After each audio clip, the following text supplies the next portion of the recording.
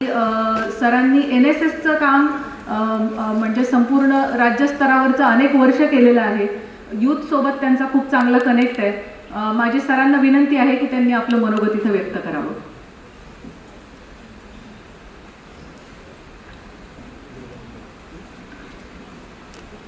अंमली पदार्थ विरोधी या कार्यक्रमासाठी आपण इथे एकत्र जमलेलो आहोत.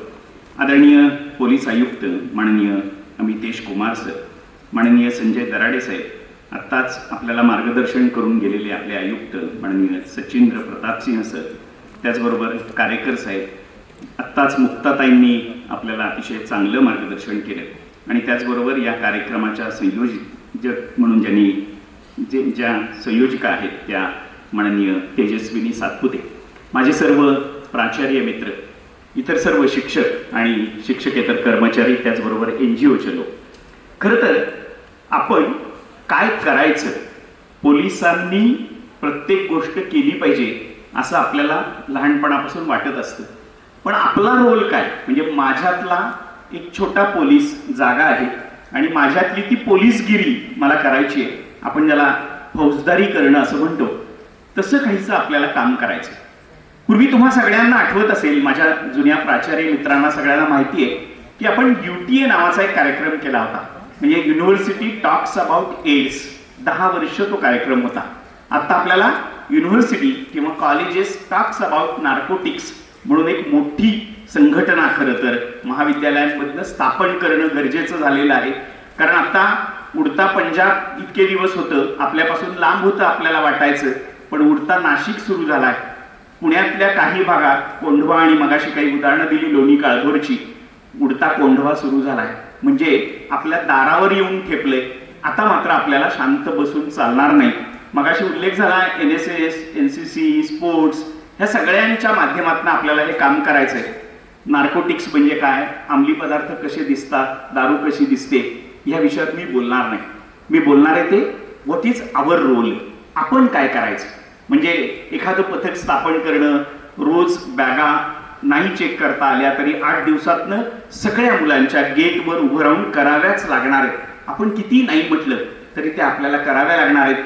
परीक्षेच्या काळात जसं आपण कॉपी, 0 कॉपी किंवा 0 कॉपी सिस्टीम राबवतो, तसं काहीच आपल्याला काम करावं लागेल.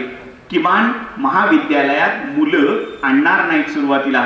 मला आठवतंय मागच्या आठवड्यात आमच्या खडकी पोलीस स्टेशनचे कदम साहेब आमच्या कॉलेजमध्ये आले होते आणि त्यांनी सांगितलं की सर, बाहेरच्या बाजूला CCTV बसवावे लागतील.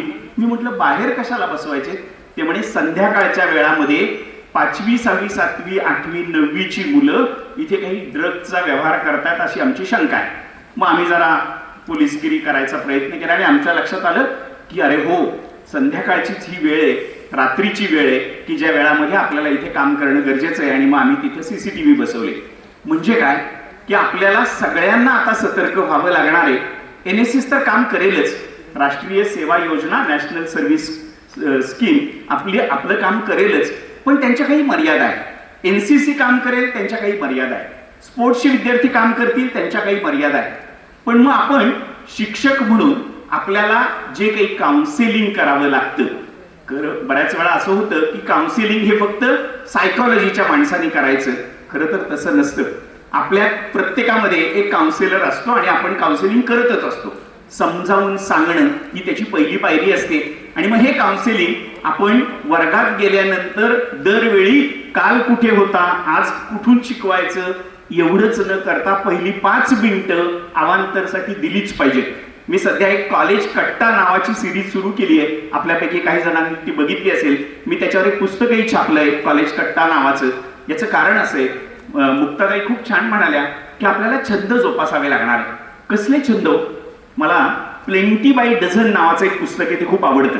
प्लेंटी बाय डझन मध्ये तो लेखक, म्हणजे त्यातला जो सूत्रधार आहे, तो असं म्हणतो की मला 12 मुलं आहेत आणि ह्या 12 मुलांचा वेळ कसा वाचवायचा यासाठी मी प्रयत्न करीन.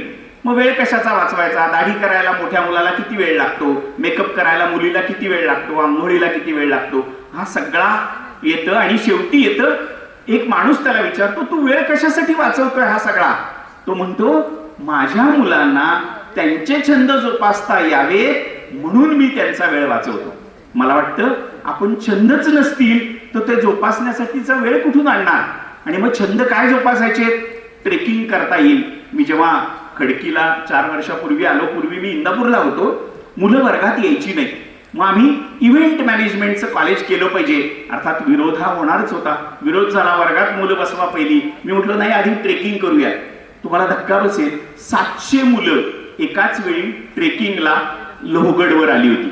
लोहगड बिचारा बदनाम झालाय आता सध्या. हो ना, म्हणजे मला आश्चर्य वाटतंय, जिथे महाराजांचा दरबार बसायचा, जिथे दाभाडे, उमाताई दाभाडे जिथे असायच्या, जिथे नाना फडणवीस बसायचे, ते राहिलं बाजूला. कुठून ढकललं हे बघायला पोरं चालली आहेत आता. कुठून ढकललं म्हणजे प्रयोग करायचा आहे की काय माहित नाही, पण किती वाईट आहे हे सगळं.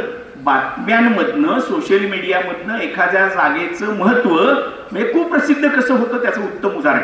पण मग अशी ट्रेकिंग जर म्हणजे ट्रेकिंग हा एक भाग झाला, अनंत गोष्टी आहेत. एकांकिका स्पर्धांमध्ये, कल्चरलच्या कट्ट्यामध्ये राष्ट्रीय सेवा योजनेचा कट्टा, राष्ट्रीय छात्र सेनेचा कट्टा, कल्चरलचा, सांस्कृतिक विभागाचा कट्टा, मानसशास्त्राचा, भौतिक शास्त्राचा, असे कट्टे तयार केले. कॅन्टीन हा उत्तम कट्टा आहे. कॅन्टीन हे उत्तम शिक्षणाचं साधन आहे.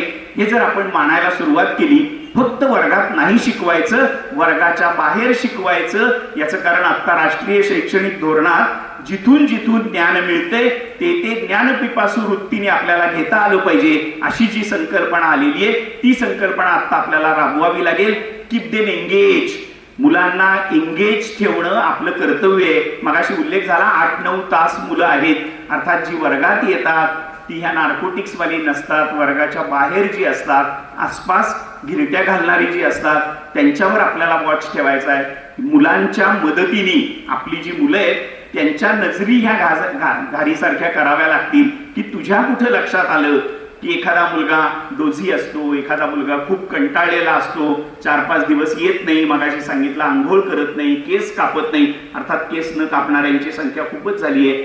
शाळेमध्ये शिक्षक कात्र्या घेऊन केस कापत होते. आता कायदा चालाय की केस कापता येणार नाहीत शाळेत. तुम्हाला केस नका कापू, पण किमान त्याला विचारा तरी की काय बाबा तुझं चाललंय. म्हणून आपल्याला UTA सारखा कार्यक्रम पुन्हा एकदा करावा लागेल. We have to talk about narcotics. Narcotics बघणाऱ्या यंत्रणा या मुक्ताताई कराव्याच लागतील, की कसं दिसतं ते कोकेन, कसं दिसतं, आफू कशी दिसते. माझ्या आधीची पिढी होती, त्यांना आफू खूप चांगली माहीत असायची, कारण अगदी पाळण्यातल्या बाळाला टाळूला आफू चिटकवून त्याला झोपेत ठेवलं जायचं. बऱ्याच वेळा चौकात जी खांद्यावर झोपलेली मुलं दिसतात त्यांना आफू दिलेली असते. मला वाटतं हे सगळं आपण बघायला हवं, मुलांना जागरूक करायला हवं. आपण तर जागरूक आहोतच, पण मुलांना सातत्याने जर जागरूकता त्याच्यात आणली तर आपण नक्की नार्कोटिक्सचा चांगला म्हणजे अँटी नार्कोटिक्सचा सामना करू शकू. आपल्याला जे जनमानसात हे सगळं पसरवायचंय, म्हणजे पालकच काय करतात की आज सिगरेट आणून दे, तंबाखू आणून दे आणि मग पेटवून आणून दे. मग त्या पोराला तो झुरका एकदा घेतला, एक झुरका, मग त्याचं आयुष्य मग कायम सिगरेटमध्ये जातं. आणि मग त्याचं ते जे निकोटीन शरीरातलं वाढतं, एखाद्या दिवशी नाही घेतलं की त्याचे हात थरथरायला लागल्यापासून ज्या काही गोष्टी घडतात त्या घडू नये असं वाटत असेल तर आपण आता माननीय आयुक्त साहेबांनी आपल्याला जे आवाहन केलेलं आहे, मी खरं तर त्यांचे आभार मानतो की सर आम्हा सगळ्यांना तुम्ही मदतीला घेता आहात. आम्ही सगळे तुमच्या बरोबर आहोत. आपण सगळे मिळून पुणे उडता होणार नाही यासाठी प्रयत्न करूया. मनापासून शुभेच्छा देतो. धन्यवाद. जय हिंद, जय महाराष्ट्र.